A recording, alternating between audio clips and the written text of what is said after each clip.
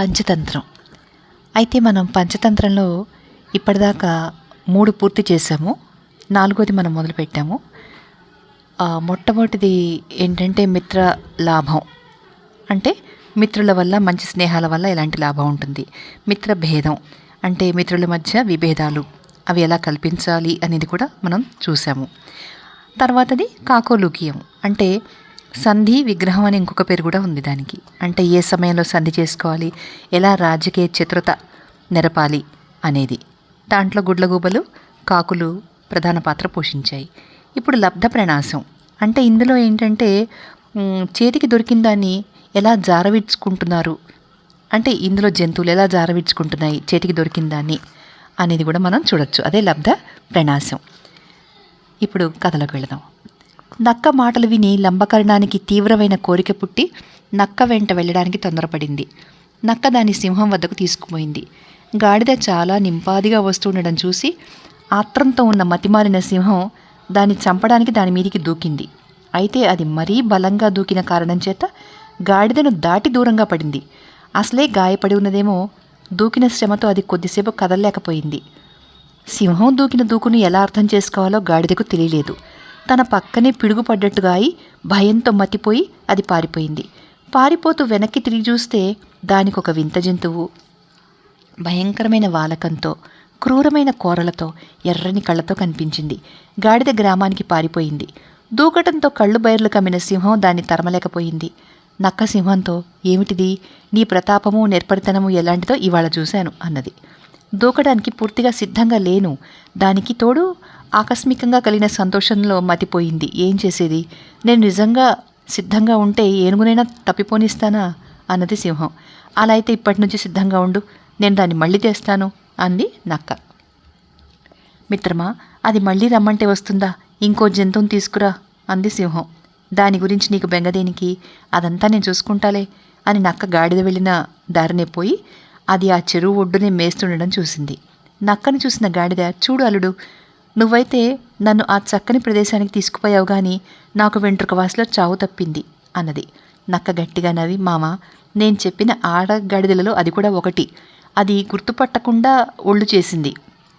అది చక్కగా ముస్తాబై పెళ్ళికొడుకు కోసం ఎదురుచూస్తూ మిగిలిన 2 గాడిదల కంటే ముందుగా నిన్ను కలుసుకోవాలని చేతులు చాపి నీ మీదకు దూకి నిన్ను దాటి అవతల పడింది.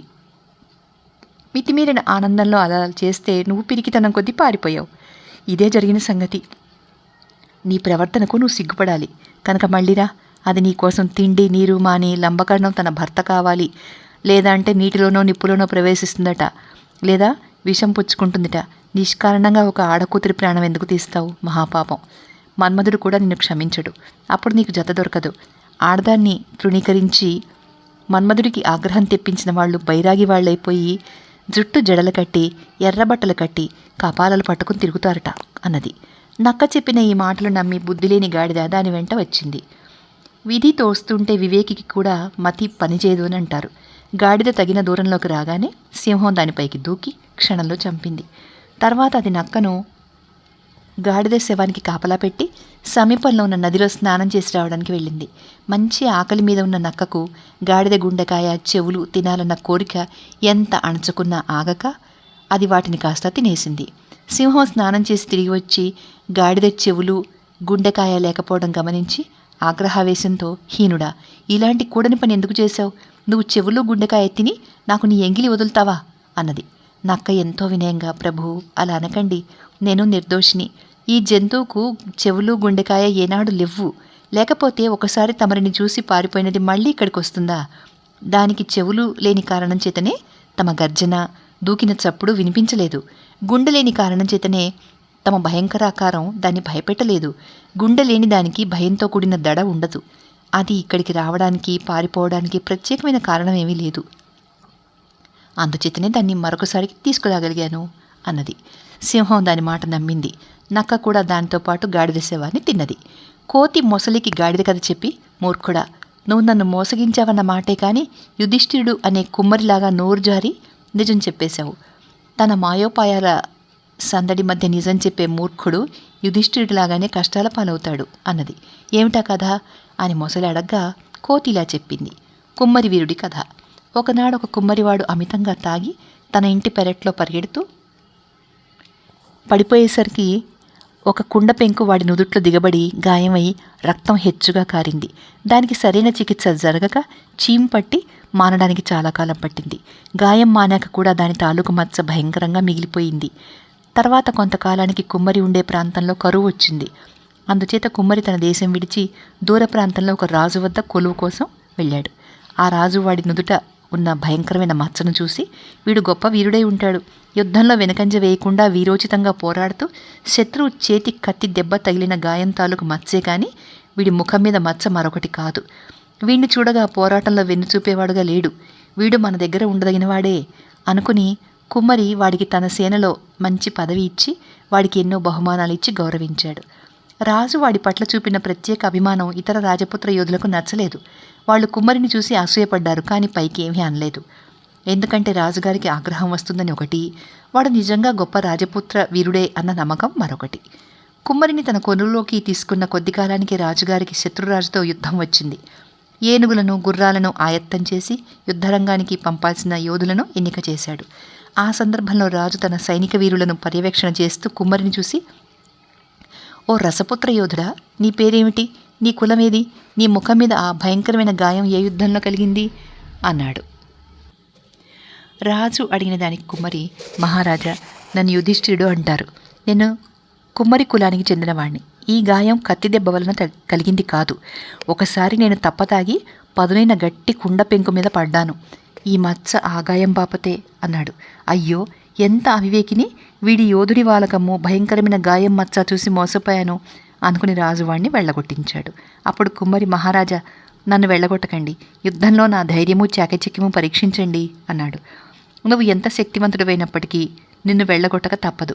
వెనకడికి కథలో అన్నట్టుగా నువ్వు ధైర్యం గలవాడివి, అన్ని శాస్త్రాలు చదివినవాడివి, అందగాడివి అయినప్పటికీ ఓ బిడ్డ, మీ వంశంలో పుట్టినవాడు ఏనుగుని చంపలేడు అన్నాడు రాజు. తమరు చెప్పే కథ ఏమిటి అని కుమ్మరి అడగంగానే రాజు అతనికి ఇలా చెప్పాడు. సింహి పెంచిన నక్క కథ. ఒక అరణ్యంలో ఆడసింహము మగసింహం ఉండేవి. ఆడసింహం అప్పుడే 2 పిల్లలను ఈనింది. మగసింహం రోజు ఏదో ఒక జంతువుని వేటాడి తెచ్చి ఆడసింహానికి ఆహారంగా ఇచ్చేది. ఒకరోజు మగసింహం చీకటి పడిన దాకా అడవంతా తిరిగినప్పటికీ ఒక్క జంతువు కూడా దొరకలేదు. అది తన గుహకు తిరిగి వస్తుండగా దానికి ఒక నక్కపిల్ల దారిలో కనిపించింది. అది కూన కావడం చేత సింహం జాలిపడి దాన్ని చంపక నోట ఖర్చుకుని పోయి ఆడసింహానికి ఇచ్చింది. నాకు ఆకలిగా ఉంది, తినడానికి ఏమైనా తెచ్చావా అని ఆడసింహం అడిగింది. నాకు ఈ నక్కపిల్ల తప్ప ఇవాళ ఏమీ దొరకలేదు. ఇది కూడా మనలాగా గోళ్లు కలిగిన మాంసాహారే, పైపెచ్చు కూన. అందుకని నేను దీన్ని చంపలేదు.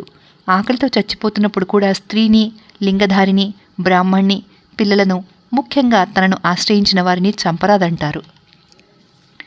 అయితే ఇప్పుడు నువ్వు జబ్బు మనిషివి, ఆరోగ్య కారణాల చేత ఆహారం తీసుకోవాల్సిన దానివి కనుక దీన్ని చంపి తిను. రేపు ఇంతకంటే మంచి జంతువుని తెస్తాను అంది సింహం. కూన అని నువ్వే చంపనప్పుడు ఆడదాన్ని, మాతృమూర్తిని అయి ఉండి నా పొట్ట నింపుకోవడానికి దీన్ని ఎలా చంపను? అవసాన దశలో కూడా నిషిద్ధమైన పని చేయరాదని, కర్తవ్యం మానరాదని ధర్మశాస్త్రాలు చెప్తాయి కదా. అందుచేత నేను ఈ నక్కపిల్లను నా 3వ కొడుకుగా చూసుకుంటాను అని ఆడసింహం నక్కపిల్లకు కూడా పాలిచ్చింది. బలకరమైన సింహం పాలు తాగి నక్కపిల్ల పెరిగి చాలా పెద్దదిగాను బలం కలదిగాను తయారైంది. సింహం పిల్లలు నక్కపిల్ల తమ మధ్య గల జాతిభేదం తెలుసుకోకుండా 3 అన్నదమ్ముల్లాగా పెరిగి కలిసి ఆడుకుంటూ వచ్చాయి. ఒకరోజు అవి 3 అరణ్యంలో సంచరిస్తూ ఉండగా వాటికి ఒక అడవి ఏనుగు తటస్థపడింది. దాన్ని చూస్తూనే సింహం పిల్లలు రోషంతో దాని మీదికి లంఘించాయి. అప్పుడు నక్క వాటితో, దాని జోలికి పోకండి, అది మీకు జాతి శత్రువు అని చెప్పి అతివేగంగా సింహం ఉండే నివాసం కేసి పారిపోయింది. సింహం పిల్లలు కూడా తమ అన్న వైఖరి మూలాన ఉత్సాహం చెడి ఏనుగును వదిలేశాయి. శక్తివంతుడైన నాయకుడు తన ధైర్యంతో ఒక సేనను ఉత్తేజపరచగలడు, కానీ వాడు పిరికివాడై పారిపోతే ఆ సేనంతా ధైర్యం కోల్పోయి క్షణాల మీద పలాయనం చేస్తుంది. సింహం పిల్లలు 2 ఇంటికి వెళ్ళి తమ తల్లిదండ్రులతో తమ అన్న పిరికితనము, అది ఏనుగును చూసి భయం కొద్దీ పారిపోవడము నవ్వుతూ చెప్పాయి. నక్క ఇందుకు మండిపడింది. దాని కళ్ళు ఎరిపెక్కాయి, పెదవులు వణికాయి. అది తన తమ్ముళ్ల మీద దారుణమైన తిట్లు విసిరింది. దాని ప్రవర్తనకి సింహం పిల్లల్లో ఆగ్రహం పెరిగింది. అది చూసి తల్లి సింహం తాను పాలిచ్చి పెంచిన నక్కను కాపాడటం కోసం, నాయనా, వాళ్లను అలా అనరాదు, వాళ్ళు నీ తమ్ముళ్ళు కదా అన్నది. ఈ మృదువైన మాటలకు నక్క మరింత రెచ్చిపోయి, వీళ్లకు నేను ధైర్యంలో కానీ, విజ్ఞానంలో కానీ, రూపురేఖలలో కానీ ఎందులో తక్కువని నన్ను వెటకారం చేస్తున్నారు. నేను నా ఆత్మగౌరవం నిలుపుకునేటందుకు వీళ్లను చంపి తీరాలి అన్నది. ఆడసింహం నవ్వాపుకుంటూ, నాయనా, నువ్వు ధైర్యం గలవాడివి కావచ్చు, చదువుకున్నవాడివి కావచ్చు, అందగాడివి కావచ్చు, కానీ నీ వంశంలో పుట్టిన వారెవరూ ఏనుగును చంపలేరు. అందుచేత నా మాట శ్రద్ధగా విను. నువ్వు పుట్టుక చేత నక్కవు. నిన్ను చూసి జాలిపడి నీకు నేను నా పాలిచ్చి పెంచాను. నా పిల్లలు ఇంకా పసివాళ్లు కావడం చేత నువ్వు నక్కవని ఇంకా గ్రహించలేదు. అందుచేత వెంటనే వెళ్ళిపోయి నక్కలతో చేరు, లేకపోతే నా కూనల వల్ల నీకు ప్రాణాపాయం ఉన్నది అన్నది.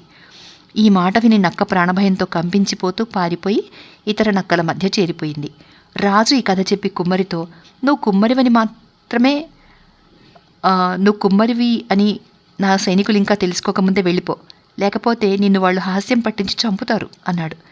కుమ్మరి వెంటనే బయలుదేరి వెళ్ళిపోయాడు. కోతి ఈ కథ చెప్పి, మూర్ఖుడా, నీ భార్య కోసం నువ్వు మిత్రద్రోహం తలపెట్టి ఆమె ప్రేమను కృతజ్ఞతను సంపాదించుకుందాం అనుకున్నావు. కానీ కథలో బ్రాహ్మణుడి భార్య ఒక కుంటి వెధవ కోసం తన వారందరినీ వదులుకుని తన అర్ధాయుషు ధారపోసిన భర్తను చంపడానికి సిద్ధపడిన విధంగా ఆమె ప్రవర్తించుండేది అన్నది. ఏమిటా కథ అని మొసలి అడిగిన మీదట కోతిలా చెప్పసాగింది. ఒకానొక నగరంలో ఒక బ్రాహ్మణుడు తన భార్యతో ఉండేవాడు. అతనికి ఆమె అంటే అంతులేని ప్రేమ. కానీ ఆమె నిత్యము అతని వాళ్ళతో జగడం పెట్టుకుని అతనికి జీవితం దుర్భరం చేసేది. అందుచేత అతను ఉన్న ఊరు విడిచి దూర ప్రాంతానికి వెళ్ళి బంధువులకు ఎడంగా సుఖంగా బతుకుదామనుకున్నాడు. వాళ్ళు పోతుండగా ఇసుక ఎడారి దాటాల్సి వచ్చింది. ఎండ తీవ్రంగా ఉండడం చేత భార్యకు దప్పికై నీరు కావాలని ఆక్రోశించింది. నీటి కోసం అతను చాలా దూరం వెళ్ళి నీటితో తిరిగి వచ్చేసరికి వడదెబ్బకు భార్య చచ్చిపోయి ఉంది. భార్య అంటే అమితమైన ప్రేమ కలవాడు కావడం చేత అతను గట్టిగా ఏడుస్తూ ఆమెను బతికించమని దేవుణ్ణి వేడుకున్నాడు. నీ మిగిలిన జీవితంలో సగం నీ భార్యకు ధారెపోసావంటే ఆమె తిరిగి బతికి అంతకాలము జీవిస్తుంది అని ఆకాశవాణి పలికింది. బ్రాహ్మణుడు అందుకు సంతోషంగా ఒప్పుకొని, నా జీవితంలో సగం ఆమెకిస్తాను అన్నాడు. అతను ఆ మాట అనగానే ఆమె బ్రతికి లేచి భర్త తెచ్చిన నీరు తాగి తాము వెంట తెచ్చుకున్న ఆహారం భర్తతో కలిసి తిన్నది. తర్వాత వాళ్ళు ప్రయాణం కొనసాగించారు. కాలక్రమాన వాళ్ళు ఒక నగరం బయట పూలతోట చేరుకున్నాడు. భర్త భార్యతో, నువ్వు ఇక్కడే ఉండు, నేను ఊళ్ళోకి వెళ్ళి మన ఇద్దరికి భోజనం తెస్తాను అని వెళ్ళిపోయాడు. ఒక కుంటివాడు చక్కగా పాట పాడుతూ అటొచ్చాడు. వాడి పాట విని ఆమె మోహపరవశురాలై వాడిని తనతో స్నేహం చేయమని, లేకపోతే ఆత్మహత్య చేసుకుంటానని అన్నది. నేను కుంటివాడిని, నీకు నాతో ఏమిటి స్నేహం అని వాడన్నాడు. అయితే అయినావులే అన్నదామె. తర్వాత కుంటివాడు ఆమె ప్రేమికుడైనాడు. బ్రాహ్మణుడు భోజనంతో తిరిగి వచ్చి తనతో పాటు తినమని భార్యని పిలిచాడు. ఈ కుంటివాడికి కూడా కొంచెం ఆహారం పెట్టరాదా, ఇతనికి ఆకలిగా ఉంది అంది భార్య. బ్రాహ్మణుడు ఒప్పుకున్నాడు. ముగ్గురు భోజనం చేసిన తర్వాత బ్రాహ్మణుడు భార్య, మనకి పిల్లలు లేరు, నువ్వు బయటకు వెళితే నేను ఒంటరిగా ఉండాల్సి వస్తుంది, నాకు ఇంట్లో పని చేసి పెట్టడానికి ఎవరు ఉండరు, అందుచేత ఈ కుంటివాడిని మన వెంట తీసుకుపోతేనే అని భర్తతో అంది. దానికి బ్రాహ్మణుడు, ఈ కుంటివాడు నడవలేదు, వాణ్ణి ఎవరు మోస్తారు, నా ఒళ్ళు నాకే బరువుగా ఉంది, మరొకడిని ఎక్కడ మోసేది అన్నాడు. ఒక తట్ట తెస్తే అతన్ని అందులో కూర్చోబెట్టి నేనే మోస్తాను అంది భార్య. మతిమాలిన ఆ బ్రాహ్మణుడు భార్య మీద ప్రేమ కొద్దీ ఇలాంటి అర్థం లేని ఏర్పాటుకు సమ్మతించి ఒక తట్ట తెచ్చాడు. అందులో కుంటివాణ్ణి కూర్చోబెట్టి ఆమె మోసింది. దారిలో వారికి ఒక లోతైన బావి తగిలింది. వాళ్ళు దాని బొడ్డు మీద విశ్రాంతికి కూర్చున్నారు. కుంటివాడి సహాయంతో భార్య బ్రాహ్మణ్ణి అకస్మాత్తుగా బావిలోకి నెట్టేసింది. తర్వాత ఆమె కుంటివాణ్ణి తట్టలో కూర్చోబెట్టుకుని నెత్తికెత్తుకుని బయలుదేరింది. వాళ్ళిద్దరూ ఒక పెద్ద నగరం చేరారు. ఆ నగరాన్ని ఒక ధర్మాత్ముడు పరిపాలిస్తున్నాడు. అక్కడి రక్షక భటులు ఆమె నెత్తిన తట్టను, అందులో ఉన్న కుంటివాడిని చూసి వింతపడి ఆమెను తమ రాజు వద్దకు తీసుకుపోయారు. ఆమె రాజుతో, మహారాజా, ఇతను నా భర్త, కుంటివాడిని చేసి ఇతని బంధువులు ఇతని నానా బాధలు పెట్టి చంపడానికి కూడా సిద్ధపడితే ఒక రాత్రి ఎవరికీ తెలియకుండా నేను ఇతన్ని ఒక తట్టలో పెట్టుకుని ఈ నగరాన్ని తెచ్చాను అంది. నీ వంటి మహా ఇల్లాలని నేను ఎప్పుడూ చూడలేదు, నీకు 2 గ్రామాలు ఈనాముగా ఇస్తున్నాను అన్నాడు రాజు. ఆమె ఎంతో సంతోషించి అక్కడి నుంచి వెళ్ళిపోతుండగా ఆమె భర్త అక్కడికి వచ్చాడు. బావిలో పడి అతను పెట్టిన కేకలు విని ఎవరో సన్యాసి అతన్ని రక్షించాట. తన భర్త వస్తుండడం చూసి బ్రాహ్మణుడి భార్య రాజుతో, ఆ వచ్చేవాడు నా భర్తకు ప్రబల శత్రువు అంది. అతన్ని చంపండి అన్నాడు రాజు. బ్రాహ్మణుడు, మహారాజా, నన్ను చంపే ముందు ఈ స్త్రీని నా బాకీ వడ్డీతో సహా తీర్చమనండి అన్నాడు. అతను నీకేమిచ్చాడు అని రాజు ఆమెను అడిగాడు. నాకేమీ ఇవ్వలేదు అన్నదామె. నువ్వు ఎడారిలో చచ్చిపోయినప్పుడు నీకు నా ఆయుర్దాయంలో సగం ధారపోసి నేను బ్రతికించుకున్నాను కానా అని బ్రాహ్మణుడు తన భార్యతో అని రాజుకేసి తిరిగి, ఈమె కోసం బంధువులందరినీ వదులుకున్నాను. నా ఆయుర్దాయం సగం ఇచ్చాను. అందుకు బదులుగా ఈమె నా పట్ల కృతజ్ఞురాలై ఈ కుంటివాణ్ణి ప్రియుడిగా సంపాదించి తమ చేత నన్ను అన్యాయంగా చంపించాలని చూస్తోంది అన్నాడు. రాజు కఠినంగా ప్రశ్నించిన మీదట ఆమె నిజం ఒప్పుకుంది. అప్పుడు రాజు బలాత్కారంగా ఆమె చేత బ్రాహ్మణుడికి అతని ఆయుర్దాయం తిరిగి ఇప్పిస్తూ, నేను నా భర్త వద్ద అరువు పుచ్చుకున్న ఆయువును అతనికి తిరిగిస్తున్నాను అనిపించాడు. ఆ మాట అంటూనే ఆమె చచ్చిపడిపోయింది. కోతి మొసలికి కృతజ్ఞురాలి కథ చెప్పి ఇంకా ఇలా అంది. మూర్ఖుడా, అతిగా వాగే చిలకలను పంజరాలలో బంధిస్తారు, కానీ మితభాషులైన కొక్కిరాయిలు స్వేచ్ఛగా తిరుగుతాయి. ఇహ నువ్వు వెళ్ళు, లేకపోతే నేను బలవంతాన గెంటాల్సి వస్తుంది. దానికి మొసలి, నా హాస్యాన్ని అపార్థం చేసుకున్నావు. నేను విశ్వాసపాత్రుడినని, ఎన్నడూ నీకు ద్రోహం తలపెట్టనని నమ్మబలుకుతున్నాను అంది. ఓరి భార్యా విధేయుడా, నీలాంటి వాళ్ళు భార్యలను కాదనలేక తమ క్షేమాన్ని, ఐశ్వర్యాన్ని, స్నేహితులను కూడా త్యాగం చేసేస్తారు. నందుడు, వరరుచి లాంటి వాళ్లే భార్యలకు దాసులైతే నువ్వు లెక్క అన్నది కోతి. మొసలి ఆ కథ వినగోరితే కోతి ఇలా చెప్పింది. నందుడు గొప్ప సామ్రాజ్యాన్ని ఏలిన చక్రవర్తి. ఎంతలేసి రాజులు అతనికి పాదాక్రాంతులినారు. అతని ఖ్యాతి శరత్కాలపు వెన్నెలలాగా నిష్కలంకమైంది. అతని మంత్రి వరరుచి సకల శాస్త్ర పారంగతుడైన మహామేధావి. ఒకరోజు సాయంకాలం వరరుచికి అతని భార్యతో ప్రణయ కలహం వచ్చింది. అతనికి భార్య అంటే తగని ప్రేమ. అందుచేత అతను వీలైనంత త్వరలో ఆమెతో రాజీ పడాలనుకుని ఎన్ని విధాలా ఆమెను బ్రతిమలాడి చూశాడు. కానీ అందువల్ల ఫలితం లేకపోయేసరికి అతను ఎంతో దీనంగా, నేను ఏం చేస్తే నీ కోపం పోతుందో చెప్పు, అలాగే చేస్తాను అని భార్యతో అన్నాడు. చాలాసేపు బ్రతిమలాలించుకుని చివరికి ఆమె, నీ తల గుండు చేయించుకుని నా పాదాల మీద పడ్డట్టయితే నేను ఎప్పట్లాగా ప్రేమగా ఉంటాను అంది. వరరుచి ఆమె కోరినట్టే చేసి ఆమె కోపాన్ని పోగొట్టాడు. ఆ సాయంకాలమే నందుడికి అతని భార్యకు మధ్య ప్రణయ కలహం సంభవించింది. ఆమె కోపం పోగొట్టడానికి నందుడు ఎన్ని ప్రయత్నాలు చేసినా లాభం లేకపోయింది. నువ్వు లేకుండా ఒక గంట కూడా జీవించలేను, నీ కాళ్ళు పట్టుకుంటాను, కనికరించు అని వేడుకున్నాడు నందుడు. కళ్ళెవు నోట పట్టుకుని నన్ను వీపు మీద ఎక్కించుకుని గుర్రంలాగా సకిలిస్తూ సవారీ చేయనిస్తే నేను తృప్తి పడతాను అంది నందుడి భార్య. నందుడు అలాగే చేశాడు. మర్నాడు వరరుచి నందుడి దర్బార్కు వచ్చినప్పుడు అతని గుండుకు కారణం ముందుగానే చారుల ద్వారా విన్న నందుడు అతన్ని అవహేళన చేసే ఉద్దేశంతో, ఓ వరరుచి, మంచి రోజు కూడా చూడకుండా అలా గుండు గొరిగించుకున్నావేమిటి అని అడిగాడు. నందుడు చేసిన పని తెలుసుకున్న వరరుచి, స్వామి, మన పనులు సాధించుకోవాలంటే మనం అనేక పనులు చేయాల్సి వస్తుందని తమరెరగరా? ఏది చేయకపోతే ఏది జరగదు, అంతే కదా అన్నాడు. నందుడు జవాబు చెప్పలేదు.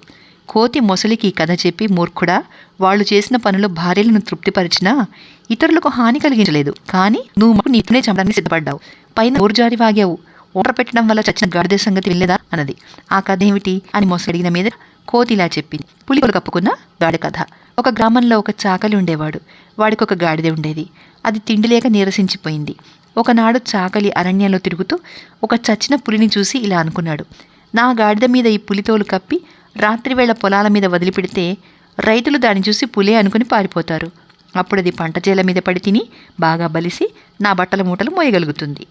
వాడు పులితోలొల్చి దాన్ని తన గాడిద మీద కప్పి తన పథకం అమలు చేశాడు.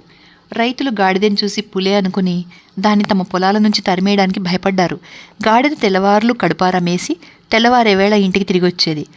ఇలా అది తెగ తిని వాకిలి పట్టనంత లావెక్కిపోయింది. ఒక రాత్రి అది మేస్తుండగా దూరాన మేసే ఆడగాడిద ఒండ్రు పెట్టడం విని తిక్కరేగి తాను కూడా ఒండ్ర పెట్టసాగింది. అది విని రైతులు అది పులితోలు కప్పిన గాడిద మాత్రమే అని తెలుసుకుని దాన్ని పట్టుకుని చావగొట్టేశారు. కోతి గాడిద కథ ముగిస్తుండగా ఒక నీటి జంతువు వచ్చి మొసలితో, ఓయి కరాళముఖ, తిండి లేకుండా నీకోసం ఆత్రంగా ఎదురుచూస్తూ ఉన్న నీ భార్య నువ్వు మామూలు కన్నా ఎక్కువ ఆలస్యం చేయడం చూసి నిరాశతోనూ అసూయతోనూ ఆత్మహత్య చేసుకుంది అని చెప్పింది. ఈ మాట విని మొసలి, అయ్యో ఎంత దౌర్భాగ్యుణ్ణి, నాకెంత ఆపదొచ్చి పడింది. నా ఇల్లు ఇక ఇల్లు కాదు, మంచివాడికి భార్యే ఇల్లు. భార్య లేని ఇల్లు బంజరుతో సమానం. భార్య ఉంటే చెట్టు మాను మొదలైన ఎంతో ఆనందదాయకంగా ఉంటుంది. భార్య లేని రాజభవనం కూడా ఎడారితో సమానం అనుకుని కోతితో, మిత్రమా, నేను నీకు తలపెట్టిన ద్రోహాన్ని క్షమించు. నేను వెళ్ళి నా భార్య చితి మీద ప్రాణాలు వదులుతాను, సెలవు అన్నది. దానికి కోతి, నువ్వు నీ భార్యకు దాసుడవని, ఆమె నిన్ను తన బొటనివేలి కింద తొక్కిపట్టిందని నాకు మొదటి నుంచి తెలుసు. ఇప్పుడు నువ్వు ఆ సంగతి మరింత బాగా నిరూపించుకున్నావు. మూఢుడా, సంతోషించక ఏడుస్తున్నావా? అలాంటి భార్యలు పోతే పండగ చేసుకోవాలి. అలాంటి స్త్రీతో శాంతి అనేది ఉండదు. అలాంటి వాళ్ళని దండించి కానీ, బహుకరించి కానీ, మెచ్చుకుని కానీ దారికి తీసుకురాలేము. అటువంటి దానికోసం ఆత్మహత్య చేసుకుంటావా? వద్దు అన్నది. మిత్రమా, నువ్వన్నది చాలా వరకు నిజమే, కానీ నేనేం చేయాలి? నా భార్యను పోగొట్టుకున్నాను, ఇల్లు పాడుబడింది, నీ స్నేహం పోగొట్టుకున్నాను, వెనకటికి రైతు భార్యలాగా ఉభయభ్రష్టున్నయ్యాను అన్నది మొసలి. ఏమిటా కథ అని కోతి అడిగితే మొసలి ఇలా చెప్పింది. రైతు భార్య కథ. పూర్వం ఒక రైతు దూరంగా ఉన్న వ్యవసాయ క్షేత్రంలో తన అందమైన భార్యతో కాపురం చేస్తుండేవాడు. వాళ్లకు పిల్లలు లేరు. రైతు వయసు మళ్ళినవాడు. భార్య పడుచుది కావడం చేత ఆమె ఒక యువకుడితో స్నేహం కోసం చూస్తోంది. ఆమె మీద కన్ను వేసి ఉన్న ఒక దుష్టుడు ఆమె అంతరంగం గ్రహించి ఒకనాడు ఆమెను కలుసుకుని, అందాల రాసి, నిన్ను చూసిన క్షణంలోనే ఇష్టపడ్డాను. ఇటీవలే నా భార్య పోయింది. నేను నా అనేవాళ్ళెవరూ లేని ఒంటరిగాణ్ణి. నువ్వు నాతో స్నేహం చెయ్యి అన్నాడు. ఆమె సంతోషించి, నీకు అలాంటి ఉద్దేశం ఉంటే నాకేమీ అభ్యంతరం లేదు. మనం ఇక్కడి నుంచి పారిపోదాం. నా భర్త పెట్టెలో బోలెడు డబ్బు దాచాడు, అదంతా తెస్తాను. దాంతో మనం హాయిగా జీవించవచ్చు అంది. మంచిది, నీ భర్త నిద్రపోయాక ఈ రాత్రే వచ్చేసేయి నువ్వు అన్నాడు దుష్టుడు. ఆమె అందుకు ఒప్పుకుంది. ఆ రాత్రి తన భర్త నిద్రపోయేటప్పుడు ఆమె డబ్బంతా తీసుకుని సంకేత స్థానం చేరుకుంది. దుష్టుడు చాలా సంతోషించి ఆమె వెంట నృత్యం చేస్తూ బయలుదేరాడు. తర్వాత ఏమైందో నెక్స్ట్ వీడియోలో చూద్దాం.